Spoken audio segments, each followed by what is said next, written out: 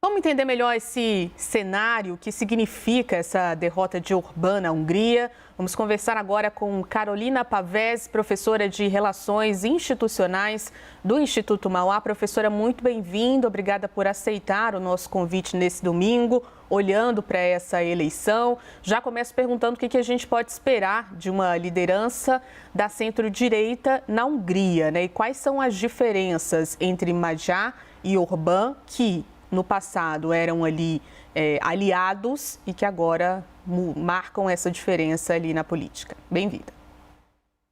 Boa noite, Juliana. Pois é, né? Principalmente a Europa respira aliviada com o resultado dessas eleições. A gente deve esperar uma normalidade nessas relações da Hungria, que é um membro importante da União Europeia e que tem causado muito estrago na integração do bloco, fazendo uma forte oposição a Bruxelas em várias frentes, desde a área de migração até a parte de segurança, um aliado da Rússia, inclusive no âmbito do conflito Rússia-Ucrânia. Então, agora a gente deve aguardar uma retomada de um diálogo mais cooperativo. Acho que a grande diferença na política externa entre os dois candidatos, Orbán que perde, né, uma nova reeleição, que já estava no poder aí desde 2010, e agora o Peter Magyar vem com justamente um discurso mais afável em relação à participação da Hungria no bloco da União Europeia. E isso é boa notícia, certamente, para Bruxelas, mas também para a política internacional como um todo, né? O Orbán marcou aí um governo de extrema-direita, populista de extrema-direita, que em muitas frentes rasgou a democracia, um governo autocrático, onde trouxe uma grande centralização e controle das instituições do judiciário, reformas constitucionais muito polêmicas, mas também controle da imprensa. Isso levantou muitas críticas com relação a esse componente democrático e de Estado de Direito na Hungria, o que fez, inclusive, com que a Hungria sofresse sanções dentro da própria União Europeia, né, tendo fundos aí importantes congelados, o que contribuíram para uma derrocada da economia da Hungria, que é um dos fatores principais que levam a essa mudança, essa guinada aí, marcando o fim do regime de Orbán no governo húngaro.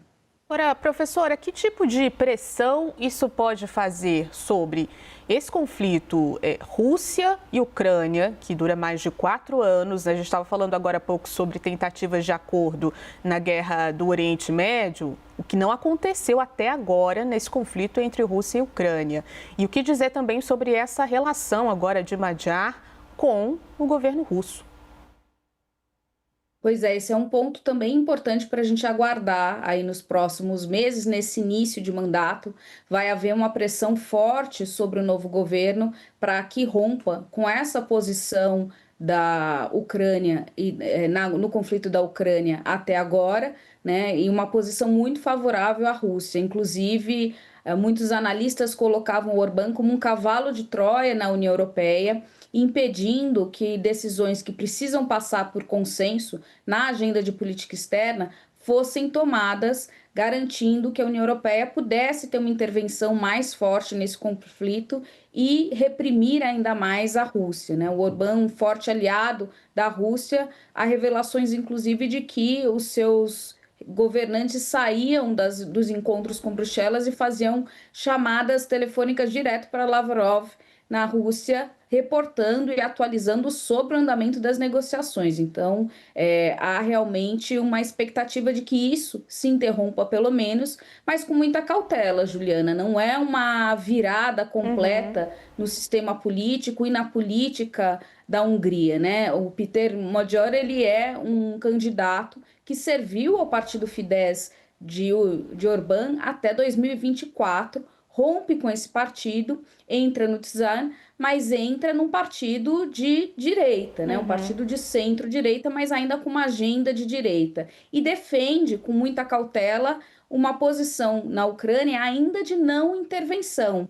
Então, não dá para esperar uma mudança radical, onde a gente tem a Hungria agora com um apoio incondicional a posição da União Europeia em relação a esse conflito. Mas certamente vai facilitar um diálogo e a expectativa de que destrave algumas políticas e medidas que a União Europeia vem querendo adotar justamente para pôr o fim num conflito que já dura mais de 4 anos aí no seu quintal.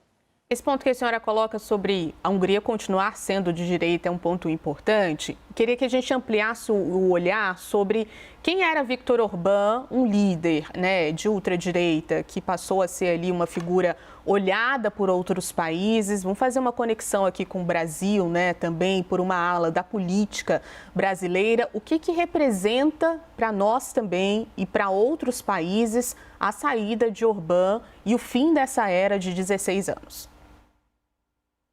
Bom, o Orbán, ele já estava na política da Hungria desde 98, né? Ocupou aí cargos importantes, presidência de 98 até 2002, retoma com uma agenda forte, surfando numa onda de um início de um movimento populista, aí em 2010, fundando o partido, né, à frente do partido Fidesz, faz esse controle todo das instituições que a gente mencionou anteriormente, passa reformas muito controversas, com uma agenda de extrema-direita, não só no sentido da cooptação das instituições, mas também com um discurso anti-europeu, anti-globalista, um discurso também muito crítico às questões de gênero, às questões de direitos humanos no próprio país, então traz uma repressão, inclusive para a oposição política dentro do país, e algaria ainda mais força com a crise de imigração que a Europa vai enfrentar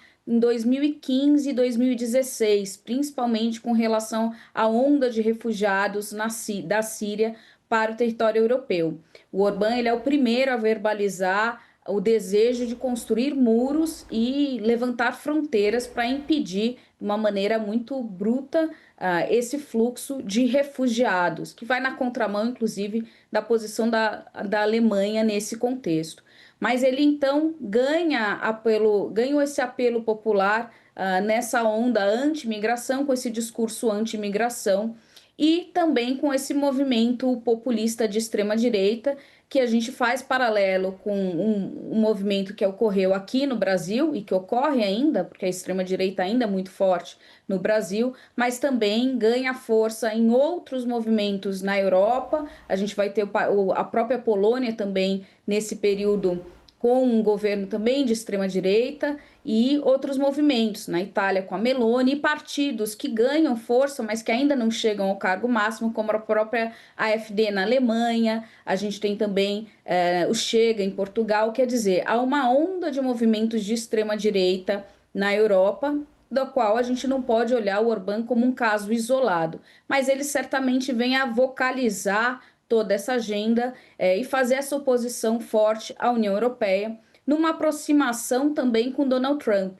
E isso é importante sinalizar, né? Essa derrota do Orbán significa também uma derrota para Donald Trump, que inclusive enviou o seu vice-presidente Vance na semana passada para a Hungria para fazer campanha, e Trump pediu, inclusive, que a população fosse às urnas para votar em Orbán. Quer dizer, houve uma intervenção direta aí nesse processo eleitoral, porque os Estados Unidos certamente enxergavam no Orbán um braço aliado de oposição à União Europeia e também um braço aliado norte-americano, né? Então ele conseguiu agradar tanto aos russos quanto aos norte-americanos com esse seu governo populista de extrema-direita. Então isso marca um fim desse governo, mas, como a gente tem enfatizado, o que precisa ser olhado com muita cautela, porque ainda se fala de um novo governo de direita na Hungria. Esse ponto é interessante porque o que a gente viu foi o vice-presidente americano, né, J.D. Vance, estando na Hungria, passou a semana ali, né, tentando fazer essa campanha para Viktor Orbán.